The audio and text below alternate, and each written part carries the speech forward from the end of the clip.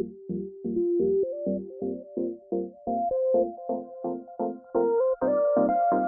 ladies and gentlemen, welcome back to another video. Thank you all so much for tuning in. And here I have my best perfume friend, Carlos. How are you? You've seen him before on this channel. For those of you who are newcomers to either my channel or his channel, I am going to be leaving links to his channel down below in the description, so make sure to show him some love. Today I have the pleasure of being able to review a fragrance that not only I own, but you own this one as well. I do. Thanks to you. Spend my money. Nice friend. It's amazing. It's a great scent. Those of you who have watched my top 10 best fragrances for the summer of 2017, the niche list, you know that this fragrance made that list. So this one is by Bottega Veneta, which is a house that gets a lot of praise on the women's side. Their women's fragrances, I actually own a lot of them. I own the original, the Eau Légère version, which is a little bit lighter. This is part of the more upscale line. It's 100 milliliters for $295. Pricey. Super pricey.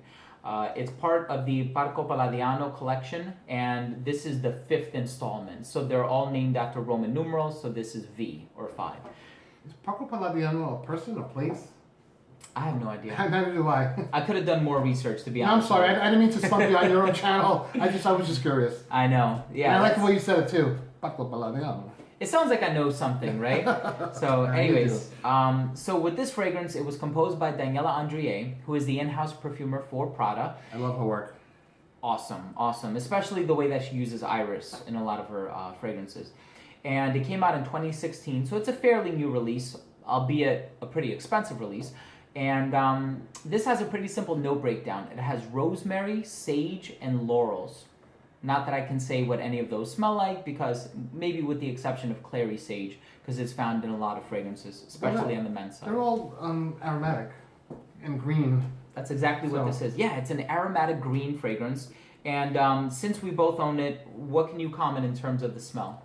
Well, I was just telling you before we started filming that I really like the scent a lot. I wore it to work the other day. Got complimented by 3 people who normally don't typically notice what I'm wearing.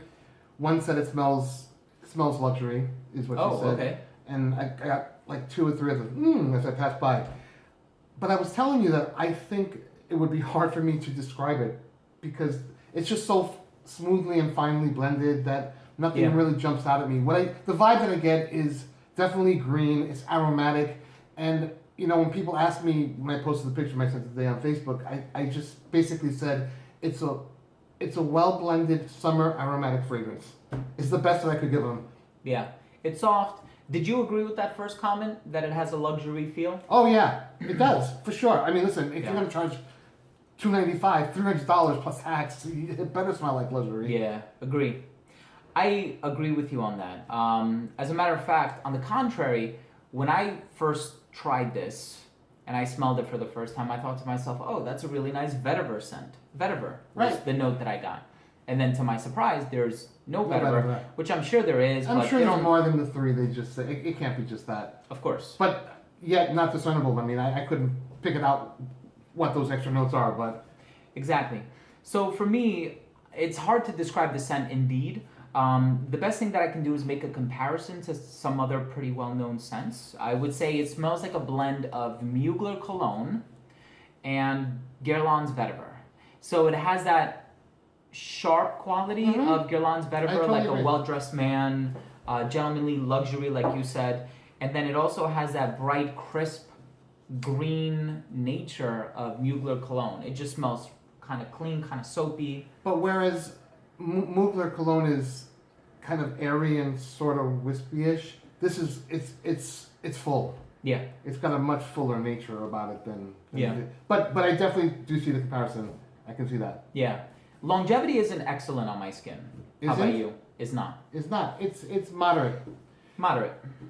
You know, people... This is a parfum. Eau de parfum, I believe. Eau de parfum. Okay, never mind. Because people think that just because it's parfum that it's stronger. That's not always the case.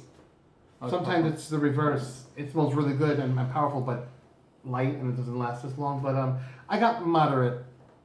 Like I needed to I needed to do my after lunch respritz for sure. Okay. Now, did you get notice shortly after you reapplied? Well, I had yes, for for sure. And I got noticed also when I went into work, and it was already on my skin for a good hour.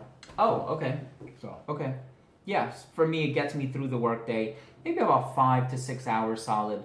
that's so good. it is To good. me, that's okay. I mean, one of the reasons why we wear fragrance is because we want to get noticed. I know we do it for ourselves. I definitely do it for myself as well. But it doesn't hurt to get a compliment here or there. Definitely not. And I mean, for the most part, we're not going to be out of the house for more than 5 or 6 hours. So as long as it gets you through that time period, then I'm pretty content with that.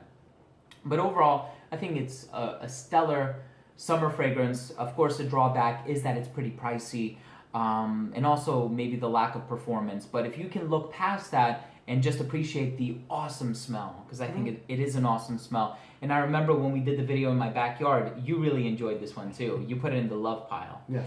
So, yeah, any final thoughts? And I think it smells better on skin. Oh, sure. Saying that, it smells much, much better on skin. Yeah. It does develop on skin too. Mm-hmm. So I think for the most part, Mugler cologne is kind of linear.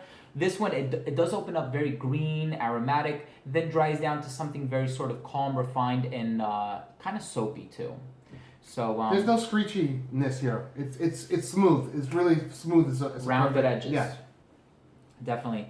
So, anyways, one of my favorites for the summer, beautiful presentation, really like the color of the liquid inside. I think it does a pretty good job at evoking what it's going to smell like. So definitely make sure to give it a try. I'll try to leave links down below if I can find some online, of course. So guys, thank you so much for tuning in. I appreciate it. Carlos, thank you for coming over to shoot this video with me. My pleasure. And if you guys have any experience with this fragrance, let me know what you think. Leave a comment down below. Remember to subscribe for future videos, and please enable notifications by clicking on the bell so you don't miss any future content. Ding! Thank you all so much for tuning in. We'll see you in the next episode.